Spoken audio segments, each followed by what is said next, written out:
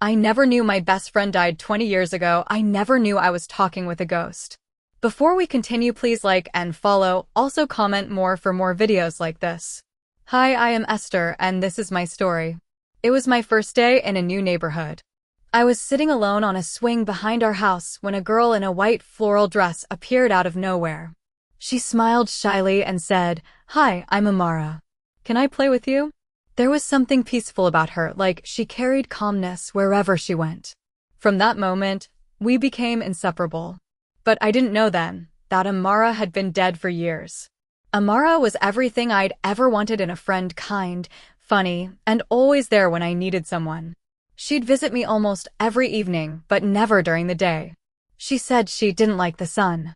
We'd sit under the big mango tree, talking for hours. She knew things about me I'd never told anyone, things I hadn't even said out loud. I told her everything, even when I'm sad. She was the only person that doesn't judge me. She always talked me out of things. Each time we talk, I feel peaceful and open. I trusted her, and I called her my best friend. I thought she was my soulmate in a friend's body. But she wasn't even in a body. I already told her how I also wanted to have a friend like her, but all my friends keeps on betraying me. Each time I say it, she feels sad and says she will be there for me. I felt so happy. There were small things I noticed, but ignored. She never ate, even when I begged her to taste my mom's cooking. Sometimes, she'd disappear for days, and when she returned, she'd act like nothing happened. Once, I told my mom about her, but my mom said she never saw anyone with me.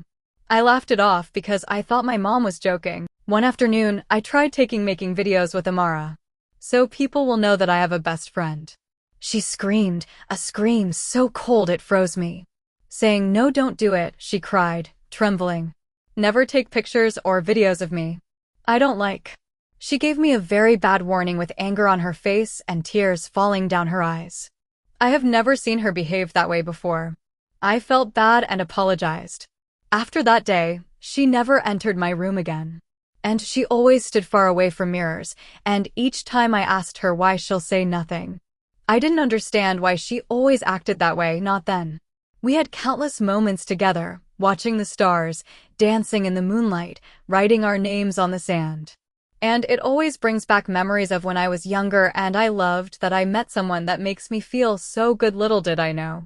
She'd hum a song I'd never heard before, a sad melody that always made me feel like crying. Sometimes, she'd tell me, "Promise me you'll never forget me, even if I happen not to be with you anymore."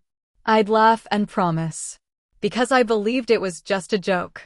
But now that I think of it, she was saying goodbye all along. It was my birthday. I waited all day for Amara, but she didn't come. I went to the place we usually meet, our favorite spot, and there it was, a small, old photograph half buried in the sand. It was a picture of two girls. One looked exactly like me as a child. The other was Amara. I got so confused and scared, I took the picture home and showed the photo to my mother. Her face went pale. "Where did you find this?" she whispered. Then she told me something that made my blood run cold. "Amara was your childhood friend. She had died in a fire 20 years ago." I was so shocked, and immediately tears rolled down my eyes. I wished it was a dream. The person I called my best friend? Does that mean I won't be seeing her again? How? I couldn't sleep. All the memories we shared together, why, I asked, crying. Everything started making sense. Her cold hands, her fear of the sun, her absence from photos, and why no one ever saw her but me. For nights, I couldn't sleep. I kept hearing her song echoing softly around my window. When I finally went to the spot where we usually meet again, I whispered, "Amara, are you still here?" And for the first time, I saw her, glowing faintly, tears in her eyes. She said, "Thank you for remembering me." I couldn't believe my heart. I felt broken. Amara smiled sadly and said, "I stayed because I missed you. But now you remember me, I can rest." A wind blew through a tree and she began to fade. "Don't cry," she whispered. "You kept your promise." I tried to reach for her hand, but it passed right through mine. She disappeared into the light, leaving only the scent of jasmine and the melody of her song behind. Now, every time I pass that spot, I place a flower there. Sometimes, I feel a gentle breeze and hear her laughter faintly behind me. No one believes my story, but that's okay. Because I know the truth. Amara was real. She was my best friend. And though she died years ago, our friendship never did.